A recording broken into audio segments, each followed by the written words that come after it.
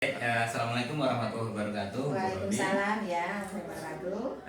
Di sini Bu, saya Kasan Mustafa, CGP angkatan 9, ya ditugaskan di SMA Negeri 17 Tebo. Nah, di sini Bu, kami ingin mewawancarai Ibu terkait bagaimana Ibu sebagai kepala sekolah MTS Darul Ulum dalam menyelesaikan masalah terkait masalah yang hubungan dengan dilema etika. Nah, sebelumnya Bu, yang kami tanyakan, sudah berapa lama Ibu menjadi kepala sekolah di MTS Darul Ulum? Baiklah Pak Jasan, saya Roberto Adalia, kepala sekolah MTS Darul Ulum. Di sini saya menjadi kepala sekolah sudah 2 periode. Yeah. Alhamdulillah sudah 2 periode. Selama ini ya alhamdulillah semua bisa teratasi. Alhamdulillah. Baik Bu, selama Ibu menjadi kepala sekolah 2 periode itu Bu, kira-kira ada tantangan atau masalah apa saja yang pernah Ibu hadapi terkait siswa yang Ibu harus mengambil keputusan dilema, yaitu antara keputusan A atau keputusan B yang dua-duanya sama-sama benar, tapi Ibu harus mengambil salah satu di antara keduanya. Kira-kira masalah apa saja Bu yang pernah Ibu hadapi? Kalau di sini ya memang rata-rata kita punya sekolah, semua madrasah itu punya sekolah ya, mulai dari yang terkecil, anak yang terlambat, kemudian anak yang bolos, kemudian yang agak besar memang kasus ngerokok. Nah, kasus merokok ini di satu pihak, pertama ketahuan kita bikin perjanjian, tidak ulangi lagi. Kedua, nanti bikin perjanjian lagi. Ketiga, kalau ulangi lagi itu memang kita keluarkan. Nah, inilah kita dilema kita, kan? Dilema kita. Kalau kita keluarkan langsung anaknya, berarti kita memutuskan masa depannya. Nah, sementara kalau kita lanjutkan, otomatis anak-anak juga protes. Kemudian dari rekan sejawat juga ada yang protes, seolah-olah kita tidak tegas dalam ambil keputusan. Namun di sini kami kasih pengarahan dengan kawan-kawan, kemudian dengan teman-teman, sampai hari ini ya bisa teratasi lah. Anak itu sampai hari ini masih bisa sekolah. Nah, kemudian juga kami dulu pernah dengan orang tua kami adakan sandiwara, Pak, adakan sandiwara. Ketika ketahuan itu memang langsung diantar pulang. Anak itu langsung antar pulang. Ambil tasnya, ambil antar pulang, anaknya dikeluarkan.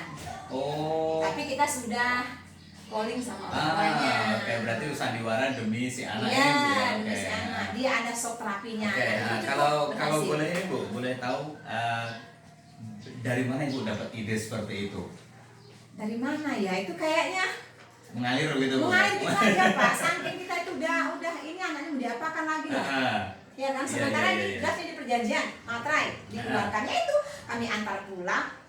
Kemudian orang tuanya memang seperti mohon-mohon lah ke kita. Nah, akhirnya anak itu bisa sekolah dan sampai mereka tamat SMK, sampai mereka bisa kuliah. Alhamdulillah. Ya, saya tertarik bagian Ibu yang bagaimana menangani anak yang bolos tadi Bu, dilema yang luar biasa Bu ya. Dikeluarkan putus sekolah, nggak dikeluarkan kok si anaknya kayak nggak berubah gitu Bu ya. Nah Bu, untuk menyiasati itu sebelum Ibu tadi membuat sandiwara dengan orang tua itu, kira-kira langkah-langkah apa saja Bu yang sudah Ibu lakukan sebelumnya? Yang jelas kita dengan teman sejawat, kita musyawarah dulu, kemudian awal tahun ajaran memang kita disampaikan dengan wali murid, kita sudah ada kontraknya, sudah ada perjanjiannya, gitu kan. Jadi orang tua udah tahu. Nanti sanksi terberat anak-anak ini memang dikeluarkan. Dari semua pelanggaran yang dilakukan itu ya. Kemudian kita juga ada ditempelkan ya, di luar tuh ada, kan aturannya ada.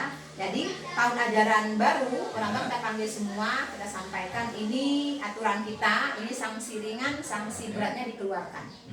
Berarti kita sudah menjelaskan semua aturan itu ya, aturan sudah dijelaskan, semua sudah ada. Nah ini Bu, dari keputusan Ibu tadi ketika bersandiwara dengan orang tua murid, sehingga murid itu memiliki rasa jerah.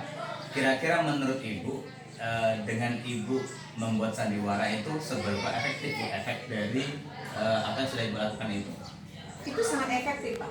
Sangat Bu ya. Sangat efektif. Berarti dengan itu anak itu langsung tobat gitu Bu ya. Setidaknya frekuensi mereka untuk mengulang itu sangat kecil. Berarti setelah Ibu melakukan sandiwara dengan orang tua itu, si anak besoknya lagi sudah mau sekolah dengan baik gitu. Sekolah lagi ya, walaupun memang kita pembinaan terus, seperti guru TK, wali kelasnya, kesiswaan. Memang nggak langsung berubah 100% enggak, Iya. tapi setidaknya grafiknya jauh menurun. Oh, jadi dia bertahap Bu ya, lebih baik. Oke. Iya. Nah, terima kasih Bu. Iya. Selanjutnya Bu, untuk ini Bu, selama Ibu mengambil keputusan itu, tentu Ibu menghadapi tantangan-tantangan. Nah, Iya. tantangan-tantangannya apa saja Bu? Tantangan jelas ya dari teman sejawat, pro kontra itu biasa. Iya. Kita sini juga banyak berapa orang rekan-rekan kita. Namun sejauh ini ada yang kontra, kita kasih pengertian, kemudian ajak mereka diskusi, musyawarah, mereka bisa paham. Oke. Mereka bisa paham, kan nggak mungkin kita langsung memutus cut anak ini langsung seperti itu, kan nggak mungkin. Iya. Ya kita juga punya hati nurani lah. Iya. Berarti Ibu setiap mengambil keputusan tetap ada diskusi Ya, dulu Bu ya. diskusi. Kemudian yang terakhir kami, karena kami yayasan, Iya. kita punya atasan, nanti kita keputusan finalnya ada di yayasan. yayasan. Oke, baik Bu. Terima kasih Bu. Untuk selanjutnya Bu, adakah Ibu ini Bu melakukan pembinaan secara berkala? Misalkan setiap ada kasus 1, 2, 3 gitu, Ibu langsung mengambil keputusan tep atau butuh waktu berkala dulu, misalkan dimulai dari pembinaan dari wali kelas atau dari ini, seperti apa menurut Bu biasanya? Kita lihat kasusnya Pak, kalau anak yang terlambat itu langsung kita kasih hukuman. Iya. Seketika terlambat sekali ngambil sampah misalnya kan, ngambil Iya. sampah mereka 50 biji, terlambat kedua kali, Iya. nanti agak berat sedikit kita kasih hukuman bersihkan WC. Iya, Nanti oke. terlambat lagi 3 kali sampai setengah jam hubungi orang tuanya, hubungi orang tuanya panggil ke sekolah. Nah, nanti kita diskusikan dengan orang tuanya, baru nanti kita kasih sanksi. Kalau masih ngulangi lagi nanti mungkin hukumnya lebih berat. Oh iya begitu, berarti tahap-tahapnya sesuai Bu ya, Sesuai masalahnya, pelanggaran ya. yang dia buat. Oke. Terima kasih Bu. Nah, kira-kira Bu, apa-apa saja Bu faktor-faktor yang mempermudah Ibu selama ini dalam menjalankan sebagai tugas kepala sekolah? Yang jelas komunikasi penting, Nah, ya. Walaupun kita kepala sekolah, kita nggak bisa ngambil keputusan semau kita.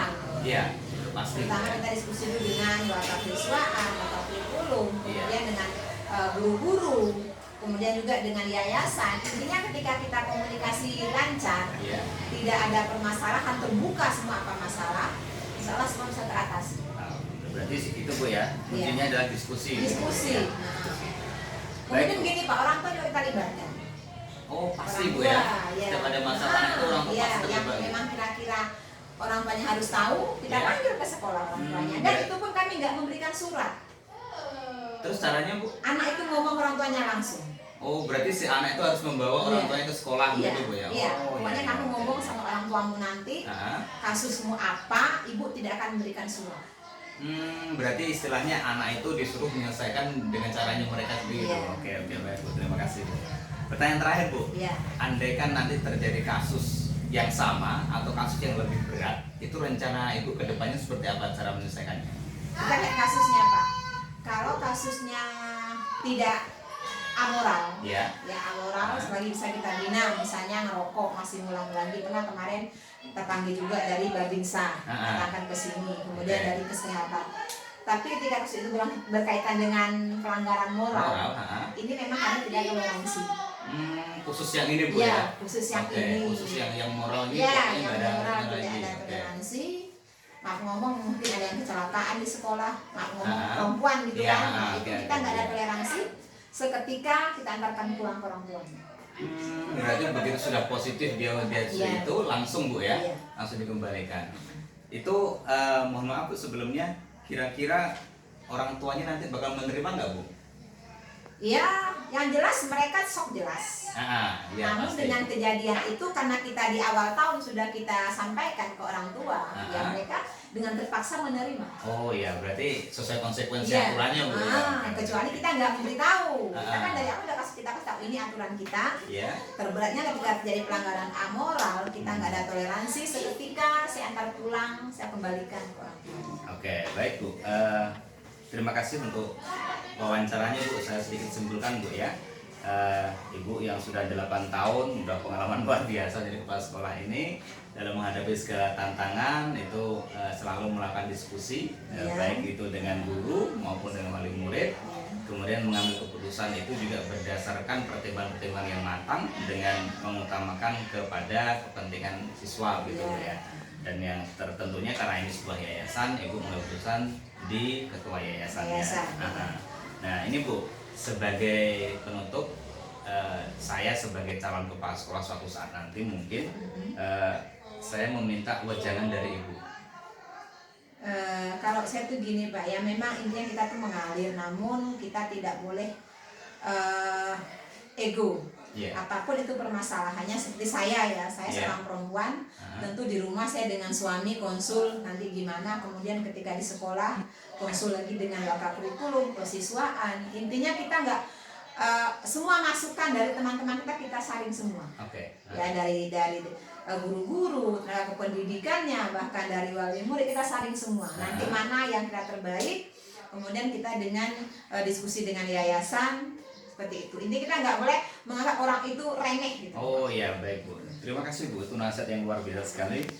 Semoga Ibu semakin sukses dan semoga kelak saya bisa menjalankan seperti yang Ibu lakukan. Terima kasih Bu untuk wawancara hari ini. Mohon maaf mengganggu waktunya. Saya akhiri Bu. Assalamualaikum warahmatullahi wabarakatuh. Waalaikumsalam.